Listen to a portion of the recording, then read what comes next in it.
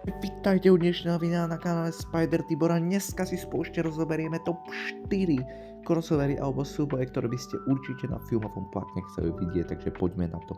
Takže na 4. mieste máme súboj Miguela Diaza z Cobra Kai a Conora Deja z Karate Kid do Legendy. Tento súboj mal fakt veľmi ako krvilačný, fakt obidva boli v podobných kluboch, takže tento súboj by sa mohol.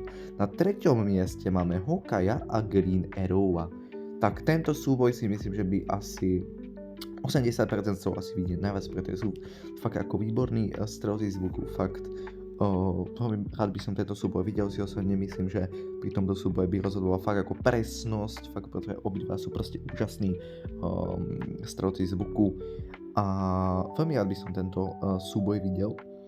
Takisto si osobne myslím, že pri tomto súboji by rozhodovali nie tie normálne, myslím ako tie šípy, ale tí s tými nejakou prírodnou hodnotou, dajme tomu s nejakými tými elektrickými alebo takto. Takže na 2. mieste máme Hulka a Wolverina. Opäť úžasný súboj, ktorý sme mohli ako zahliadnúť vo filme Deadpool a Wolverine, keďže tam bola jemná scénka, kedy Deadpool vlastne prechádzal cez tie rôzne varianty Wolverina a videli sme tam jednoho bojujúceho s Hulkom. Fakt, bol by to veľmi zaujímavý súboj a verím, že sa ho dočkáme niekedy.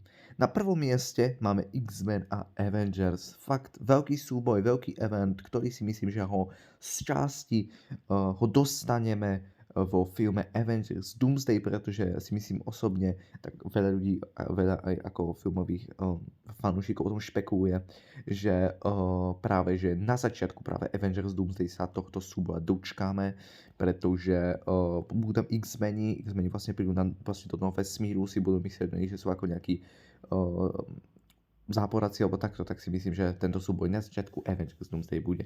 Takže dajte like, dajte odber a my sa uvidíme u nejakého ďalšieho videa. Už teraz o chvíľu chystám recenziu na Supermana a ešte aj, no teda film a ešte aj na ten nový komiks a to All Star Superman z kapesných komiksových klenodov. Takže dajte like, dajte odber a čau!